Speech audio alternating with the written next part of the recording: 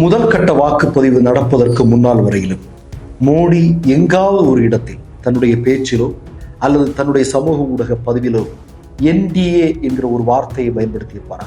NDA அப்படின்னா தேசிய ஜனநாயக கூட்டணி இல்லையா? அவர்களுடைய கூட்டணி, பாஜக தலைமையிலான கூட்டணியுடைய பேர் தான் என்டிஏ என்று அவர்கள் சொல்கிறார்கள். இந்த என்டிஏ என்கிற வார்த்தையை முதல் கட்ட வாக்குப்பதிவுக்கு முன்னால் ஒரு முறை கூட மோடி பயன்படுத்தியதாக எங்கேயுமே நீங்க ஆதாரம் காட்ட முடியாது. ஆனால் முதல் கட்ட வாக்குப்பதிவு நடந்து முடிஞ்சதும் மோடி அடுத்த பதிவே எப்படி தெரியுமா?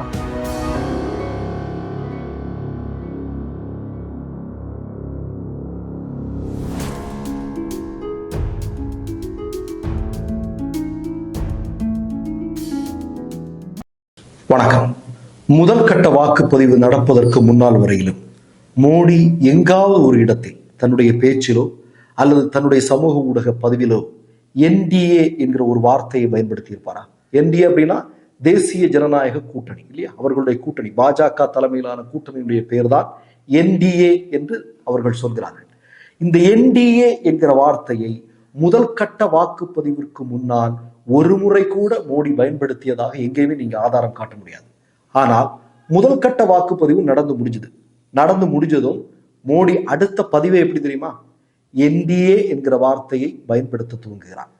இப்போது இரண்டாம் கட்ட வாக்குப்பதிவு நடந்து முடிந்திருக்கிறது. இப்போது 5 முறை என்டிஏ என்கிற வார்த்தையை அவர் பயன்படுத்தி இருக்கிறார்.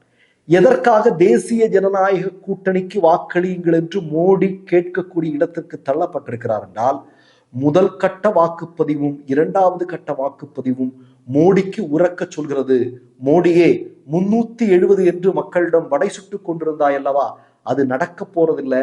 நீ கூட்டணி கட்சியோடு நீ சேர்ந்தால் மட்டும்தான் ஒரு 150 இடங்களாவது உன்னால யோசிக்க முடியும், இல்லைன்னா அது கூட கிடைக்காது அப்படிங்கிறத தேர்தல் முடிவுகளின் மூலமாக இந்திய மக்கள் மோடிக்கு சொல்லாமல் சொல்லி இருக்கிறார்கள். அதனாலதான் முதல் கட்ட வாக்குப்பதிவிற்கு முன்னால் ஒரு தேர்தல் அறிக்கை, பாஜகவுடைய தேர்தல் அறிக்கைன்னு ஒண்ணு வருது. அதுல என்ன முகப்புல என்ன போட்டிருந்தாங்க தெரியுமா? மோடி வாரண்டின்னு போட்டிருக்காங்க. அதாவது எல்லா கட்சி இதுவரையிலும் இந்திய வரலாற்றுல இப்ப காங்கிரஸ் கட்சியினுடைய தேர்தல் அறிக்கை, திராவிட முன்னேற்ற கழகத்தின் தேர்தல் அறிக்கை, கம்யூனிஸ்ட் கட்சியினுடைய தேர்தல் அறிக்கை இப்படித்தானே வரும். முதலாக இந்திய வரலாற்றில் மோடி வாரண்டின்னு சொல்லிட்டு பாஜக கட்சி ஒரு தேர்தல் அறிக்கையை அறிவிக்கிறார்கள். இதெல்லாம் நடந்தது. மோடி வாரண்டின்னு பேச ஆரம்பிச்சாங்க. மோடி ஆட்சின்னு தான் பேசுவாங்க. பிஜேபின்லாம் சொல்லவே மாட்டாங்க எந்த இடத்துலையுமே. ஆனால் முதல் கட்ட வாக்குப்பதிவு வரைதான் இந்த dance, drama, fancy dress competition எல்லாமே. முதற்கட்ட வாக்குப்பதிவு முடிஞ்சதும் மோடிக்கு தெரிஞ்சிருச்சு, இதெல்லாம் நடக்காது, மக்கள் நம்மை தூக்கி எறிவார்கள். அதனாலதான் இப்ப என்ன பண்ணிருக்காரு அப்படின்னா என்டிஏ என்று சொல்ல ஆரம்பித்திருக்கிறார். நேற்றைய தினம் நடந்த வாக்குப்பதிவுல நீங்க இரண்டாம் கட்ட வாக்குப்பதிவு பல்வேறு மாநிலங்கள் நடைபெற்றது. கேரளாவில் எல்லா இடங்கள்லையும் வாக்குப்பதிவு, 20 பாராளுமன்ற தொகுதிகளிலும் வாக்குப்பதிவு நடக்குது. மகாராஷ்டிராவில், குஜராத்ல, ராஜஸ்தான்ல, உத்தரப்பிரதேசத்துல, பீகார்ல இங்கெல்லாம் நீங்க கவனிச்சீங்க அப்படின்னா நேற்றைய தினம் பாஜக ஆட்சி செய்யக்கூடிய மாநிலங்களில் அல்லது பாஜக ஸ்ட்ராங்காக இருக்கிறார்கள் என்கிற மாநிலங்கள்ல மிகப்பெரிய வாக்குப்பதிவு நடக்கல. வாக்குப்பதிவில் மிகப்பெரிய அளவில் வீழ்ச்சியை சந்தித்திருக்கிறார்கள். கடந்த முறை உங்களுக்கு தெரியும், முதல் கட்ட வாக்குப்பதிவுல ராஜஸ்தானிலாம் மிக குறைந்த வாக்கு சதவீதம் விழுந்ததை அடுத்துதான் மோடி பதறிக்கொண்டு முஸ்லிம் மக்களை குறித்து தவறான விஷயங்களை ராஜஸ்தான்ல போய் பேசினார். அப்படின்னு எதுக்கு? இப்படி பேசுவதன் மூலமாக கூடுதலான பாஜக வாக்காளர்களை பூத்துக்கு கொண்டு வர முடியுமா, அல்லது மோடி ஆதரவாளர்களை வாக்குச்சாவடிக்கு அழைத்து வர முடியுமா அப்படிங்கிறதா மோடியினுடைய திட்டம். ஆனால் அந்த திட்டம் எடுபடவில்லை அப்படிங்கிறத தெள்ள தெளிவாக இரண்டாம் கட்ட வாக்குப்பதிவு சொல்லி இருக்கிறது. இப்ப நீங்க பாத்தீங்கன்னா ராஜஸ்தான்ல போயிட்டு அங்க இருக்கக்கூடிய ஓபிசி, எஸ்சி, எஸ்டி இவங்க எல்லாம் கவனமா இருக்கணும், உங்களுக்குள்ள இடஒதுக்கீடை தூக்கி இவங்களுக்கு கொடுத்துருவாங்க, காங்கிரஸ் முஸ்லிம்கள் கையில கொடுத்துருவாங்க அப்படின்னு சொல்லி இருக்கிறாங்க இல்லையா? அந்த இடங்கள்ல எல்லாம் நீங்க பாத்தீங்க அப்படின்னா மிகப்பெரிய அளவில் வாக்கு சதவீதம் சரிந்திருக்கிறது. நான் ஏற்கனவே சொன்னேன், 2019 தேர்தலில் ராஜஸ்தான்ல 75% வாக்குப்பதிவு நடந்தது. இந்த முறை 55%. 20% மக்கள் வாக்களிக்கவில்லை. அந்த 20% யார் அப்படின்னு பாத்தீங்கன்னா பாஜக ஆதரவாளர்களாக இருப்பவர்கள் தான் என்பதுதான் தற்போது இருக்கக்கூடிய கணக்கு. இன்னொரு செய்தியை சொல்றேன். ராய்டர்ஸ் என்று சொல்லக்கூடிய நிறுவனம் ஒரு மிக முக்கியமான கருத்து கணிப்பை இந்தியாவில் எடுத்தார்கள். அப்ப இந்தியாவுடைய மிக முக்கியமான பிரச்சனையாக அவங்க முன்வைத்தது என்ன அப்படின்னா, மோடி ஆட்சி பொறுப்பிற்கு வரும்போது ஒரு வடை சுட்டார். என்ன வடை அப்படின்னா, வருஷத்துக்கு 2 கோடி பேருக்கு நான் வேலை கொடுப்பேன் அப்படின்னு. ஆனால் கொடுக்கவும் செய்யல, இருந்தவர்களுடைய வேலையும் பறிக்கப்பட்டது. ஏன்னா அம்பானி அதானி மாதிரியான நாட்களுக்கெல்லாம் பொதுத்துறை நிறுவனங்கள் எல்லாம் தாரை வார்க்கப்பட்டது. பொதுத்துறை நிறுவனங்கள் இருந்தால்தான் இளைஞர்களுக்கு நிரந்தரமான வேலை வாய்ப்பு கொடுக்கப்படும். அதெல்லாம் இல்லாம அதையெல்லாம் அழித்து விட்ட காட்சியை நம்ம பார்த்தோம். மோடி திட்டமிட்டே அழித்தார். இதனால இளைஞர்களுடைய வேலை வாய்ப்பின்மை அதிகரித்தது. இப்போதைய கணக்குப்படி பார்த்தீங்கன்னா 15 கோடிக்கும் அதிகமான இளைஞர்கள் பட்டதாரிகள் வேலை இல்லாமல் அல்லூறப்பட்டு கொண்டிருக்கிறார்கள். அவர்களுடைய அந்த 15 கோடி வாக்குகள் பாஜகவிற்கு எதிராக விழும், மோடிக்கு எதிராக விழும் என்று தற்போது ஒரு கருத்து கணிப்பு வந்திருக்கிறது. அப்போ இந்தியாவில் இருக்கக்கூடிய 15 கோடிக்கும் அதிகமான இளைஞர்கள் மோடி ஆட்சி மீண்டும் வந்தால் நம்ம எல்லாம் சிக்கல் தானே. ஏன்னா இப்ப உங்களுக்கு தெரியும், இந்தியாவில் வேலை வாய்ப்பின்மை மிகப்பெரிய உக்கிரமாக இருக்கிறது என்பதற்கு மிகப்பெரிய உதாரணம் என்ன? இப்ப நீங்க இஸ்ரேல்ல ஒரு பெரும் பதட்டம் நடந்துட்டு இருக்கு. இஸ்ரேலுக்குள்ள வார் நடந்துட்டு இருக்கு.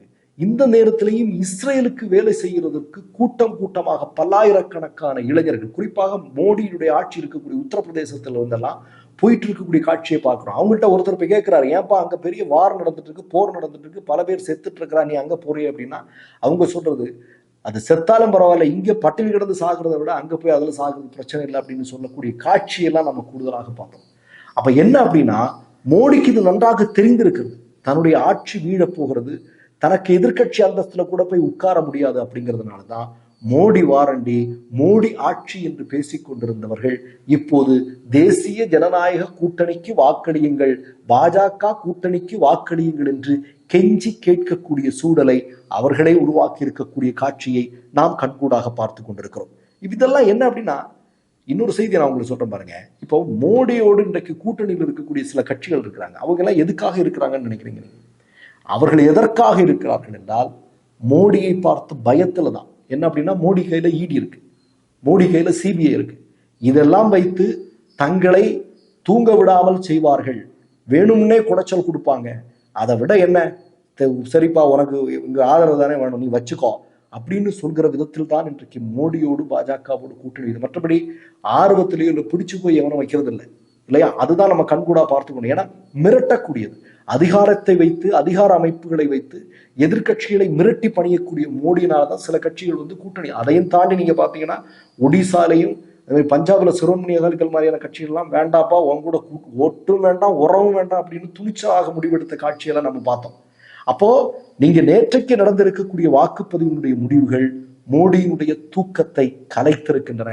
மோடி மிகப்பெரிய தோல்வியை சந்திக்கிறார் என்பதற்கு எல்லா விதமான அறிகுறிகளும் முதல் கட்ட இரண்டாம் கட்ட வாக்குப்பதிவுகள் தெள்ள தெளிவாக சொல்லியிருக்கின்றன.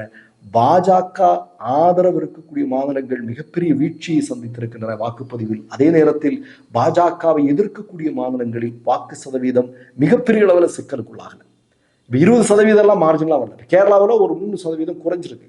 அது இந்த வெப்பம் அந்த மாதிரியான விஷயங்கள்னால நடந்திருக்கக்கூடிய ஒரு விஷயம். சில பூத்துல எல்லாம் பாத்தீங்கன்னா ஓட்டிங் மிஷின் பிரச்சனை ஆச்சு. 3 மணி நேரம் எல்லாம் காத்து நிற்க வேண்டிய ஒரு பிரச்சனை எல்லாம் இருந்தது. அதனாலதான் அதெல்லாம் நிகழ்ந்தது. மற்றபடி பாஜக எதிர்ப்பு மாநிலங்களில் மிகப்பெரிய அளவில் வாக்கு சதவீதம் குறையாமல் இருந்ததும், பாஜக ஆதரவு மாநிலங்களில் வாக்கு சதவீதம் மிகப்பெரிய வீழ்ச்சி அடைந்திருப்பதும் மோடியை வீட்டிற்கு அனுப்ப இந்திய மக்கள் தயாராகிவிட்டார்கள் என்பது தெள்ள தெளிவாக தெரிகிறது.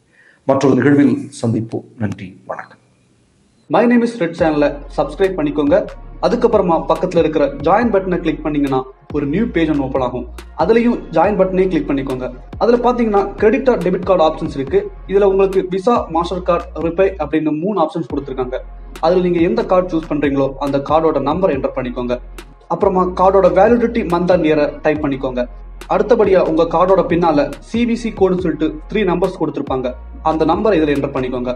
அப்புறமா அட்ரஸ் அண்ட் இன்ஃபர்மேஷன் என்டர் பண்ணிட்டு பைங்கிற பட்டனை கிளிக் பண்ணிக்கோங்க. ஒருவேளை உங்க கார்டு நம்பர் இன்வாலிட்னு காமிச்சிச்சுன்னா உங்க கார்டுல இன்டர்நேஷனல் யூசேஜை எனேபிள் பண்ணுங்க.